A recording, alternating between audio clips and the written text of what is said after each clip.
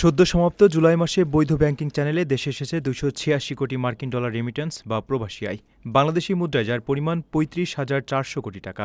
বাংলাদেশ ব্যাংকের তথ্য বলছে, চলতি ২০২৬-২৭ অর্থবছরের প্রথম মাসে জুলাইয়ে রেমিট্যান্স এসেছে ২৮৫ কোটি ৯০ লাখ ডলার। আগের বছরের একই সময়ে এর পরিমাণ ছিল ২৪৭ কোটি ৮০ লাখ ডলার। সেই হিসেবে আগের বছরের একই সময়ের তুলনায় চলতি বছরের জুলাইয়ে প্রবাসী আয় বেড়েছে ১৫.৪%।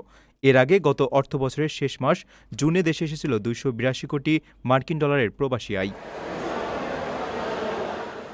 এদিকে গত ২০২৫-২৬ অর্থবছরের ১২ মাসে দেশে বৈধ চ্যানেলে মোট রেমিট্যান্স এসেছে ৩,৫৫৯ কোটি মার্কিন ডলার। তার আগের অর্থবছরে এই পরিমাণ ছিল ৩,০৩২ কোটি ৯০ লাখ ডলার।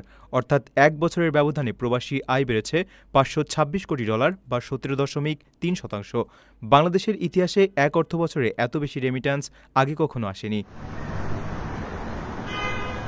কেন্দ্রীয় ব্যাংকের কর্মকর্তারা বলছেন, হুন্ডি প্রতিরোধে সরকারের বিভিন্ন উদ্যোগ, প্রবাসীদের জন্য নগদ প্রণোদনা, ব্যাংকিং সেবায় সহজলভ্যতা এবং বৈধ চ্যানেলে অর্থ পাঠানোর সুযোগ বৃদ্ধি পাওয়ায় রেমিট্যান্স প্রবাহ ধারাবাহিকভাবে বাড়ছে।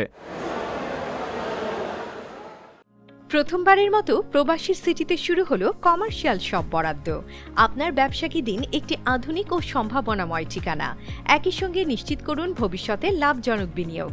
সীমিত সংখ্যক কমার্শিয়াল স্পেস এখন বুকিং চলছে। স্ক্রিনে প্রদর্শিত নাম্বারে আজই যোগাযোগ করুন এবং আপনার পছন্দের শপটি বুকিং নিশ্চিত করুন। স্পেস সীমিত, তাই দেরি নয়, আজই বুকিং করুন।